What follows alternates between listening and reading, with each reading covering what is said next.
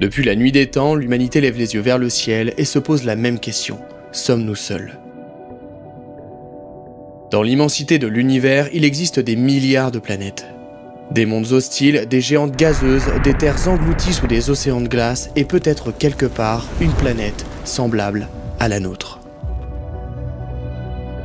À plus de 2750 mètres d'altitude, en plein cœur des montagnes de l'Atlas, un groupe de chercheurs traque ces mondes invisibles. Bienvenue à l'observatoire de Lucaimeden. C'est exactement ici, loin des lumières artificielles, que des découvertes majeures ont été faites. Des astronomes ont détecté des exoplanètes, étudié les étoiles les plus lointaines de notre système solaire, surveillé les astéroïdes qui frôlent notre planète.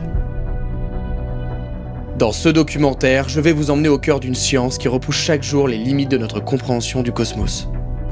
Que savons-nous aujourd'hui des autres mondes? Pouvons-nous y détecter la vie? Et serons-nous capables encore d'observer le ciel dans les décennies à venir?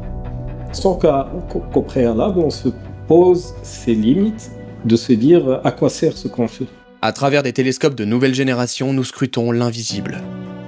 Nous analysons des signaux faibles, des ombres infimes passant devant des étoiles, des variations de lumière qui trahissent la présence d'un autre monde. On pourrait avoir une certaine forme de vie ailleurs dans l'univers. Pour la science, c'est pareil. C'est des objets quand même extraterrestres. Mais il faut savoir que pendant que nous explorons l'univers, nous sommes en train de perdre notre propre ciel. C'est de corréler donc l'effet de la lumière qui est donc intrusive, qui entre à nos chambres de nuit par exemple, et qui est la cause principale du cancer. Nous scrutons l'infini, mais nous oublions ce qui est juste au-dessus de nos têtes. La lumière des villes efface littéralement les étoiles. Les satellites envahissent l'espace. L'humanité, dans sa soif d'innovation, pourrait bien se priver elle-même du plus ancien des mystères, le cosmos.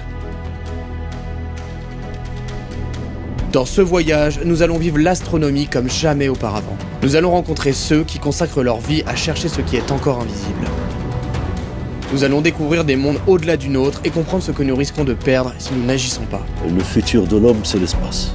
Nous avons exploré le cosmos, nous avons détecté des milliers de planètes. Et nous avons même peut-être trouvé les premières traces de mondes habitables. Mais aujourd'hui, une question demeure. Que va-t-on découvrir ensuite ?